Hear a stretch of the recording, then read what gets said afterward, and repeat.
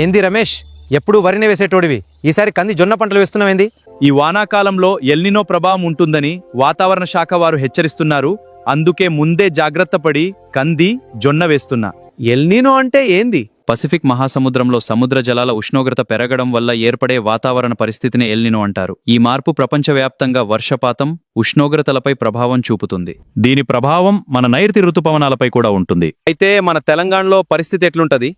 జూన్లో వానలు బాగానే పడవచ్చు, కానీ జూలై ఆగస్టులో వర్షాభావ పరిస్థితులు ఉండొచ్చు.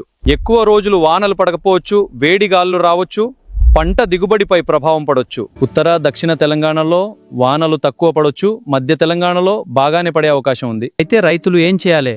ఒకవేళ భూగర్భ జలాలు, బోర్లు, నదులు, చెరువులో నీళ్లు తగ్గిపోయినా రైతులు నష్టపోవద్దని తెలంగాణ ప్రభుత్వం ప్రత్యామ్నాయ పంటలు వేయాలని సూచిస్తోంది. కంది, పెసర, మినుము, జొన్న, సజ్జ, కొర్రలు, నువ్వులు లాంటి పంటలు వేయాలి అన్న. వరి తప్పనిసరి అనుకుంటే స్వల్పకాలిక రకాలు ఎంచుకోవాలి రాజన్న.